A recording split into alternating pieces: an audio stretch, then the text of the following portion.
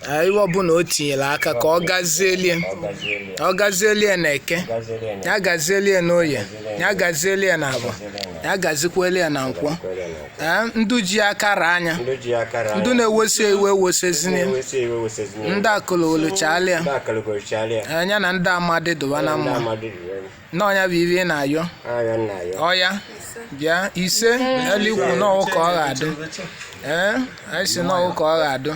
Saji ikuku che ya na n'ebe n'ọbịa ya egbu nya bụ nwa nwoke ya bụ onwe n'ọnya bụ ibe na-ayọ n'ọwụ. Anyị si na ikenelu ọranya na nwanne anyị nwoke ya ọya weta iwe dị m ka inye laita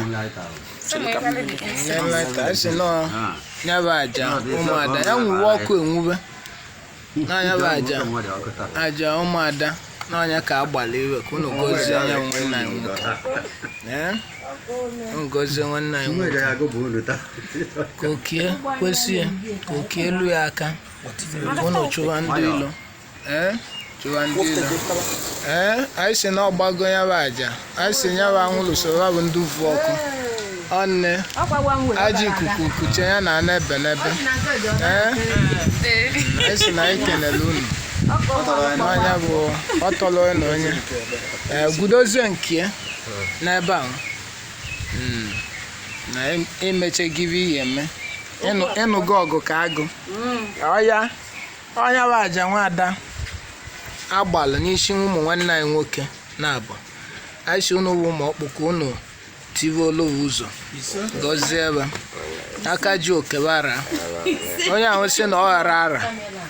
Anyị si unu bụ Umu-Okpu ji ejidekwuo babụ ndụ ndụ si kabado mma.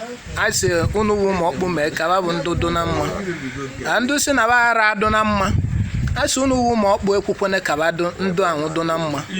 Ọya nne m gbatalia mmiri ka o menyụọ ọkụ gbatalia mmiri ibe ọbụla dụ ọkụ na ndụ ha ka ọ jụọ oyi ka o ruo oyi o mechezie anya ebezi anya mmiri mpa vecha anya mmiri ikpolu achisi nke ọbụla wee na-aja onye ọbụla n'ihe ọbụla dụ ọkụ na ndụ ya bụ eji ọbọ nwa gị na tata dibe na ọ ga-ajụ oyi n'ọnya bụ ibe ị na-eme. Ngwa mekwuo na nke Chinedu ihe ọbụla dụ ọkụ na ndụ Chinedu na tata dibe ka ọ ga-ajụ oyi. Ego jụrụ oyi abataba, ndụ jụrụ oyi abataba n'ọibe na-ayọ ịchọrọ ego ọkụ n'ọnya ka ị na-ayọ. Ngwa banyezie ya mmiri ngwa wela kpokotezie ndụ ka ewe na nke eji ọbọ kponye na ya otu ya nye na nke eji ọbọ. Ngwa jee na nke Chinedu ote nke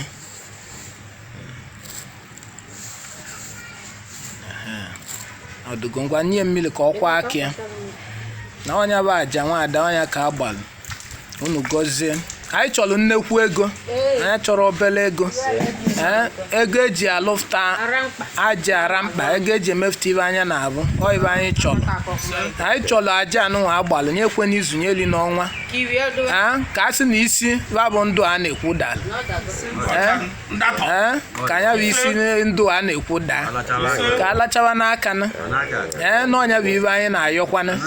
Aja agbalụ abụrọ ka o megide nwoke ọ gbara ya ka o megide nwaanyị. Ibe ọ gbala aja bụ mpafu uke ịkwafu aja ibe n'ọnya bụ ive ọ gbala aja ọnya bụ ive ọkwala ive onunwa ọkwala na ọ ga-adole ya ile dukwolu ndụ niile bịa kwado ya ọmaka ga-emerụ na onye ọbụla na-abụ eziokwu anyị ga-eketecha oke iwe ọma site na aja anụnwa agbalụ biko nụ na ọ ga-elenụ na ọ bụ elegazieli